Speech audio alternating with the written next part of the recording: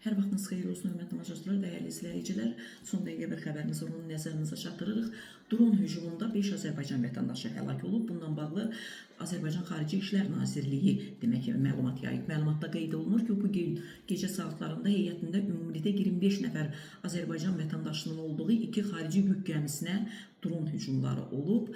Qeyd etmək istərdik ki, sözü gedən gəmilər Azərbaycan dövlətinə məxsus deyil. Hücum nəticəsində ümumilikdə 5 nəfər vətəndaşımızın həlak olduğu, 3 nəfərin isə yaralandığı barədə Rusiya tərəfindən müvafiq məlumat daxil olub. Yaralılar Yeğik şəhər xəstəxanasına yerləşdiriliblər. Hazırda məsələ ilə bağlı Xarici İşlər Nazirliyi tərəfindən aidiyyatı dövlət qurumlarımız, ölkəmizin diplomatik nümayəndəlikləri, habelə müvafiq ölkələrin səlahiyyətli qurumları ilə əlaqələndirmə işləri həyata keçirilir. Rusiyadakı səfirliyimizin bir neçə nəfər əməkdaşı hadisə yerinə yola düşüblər.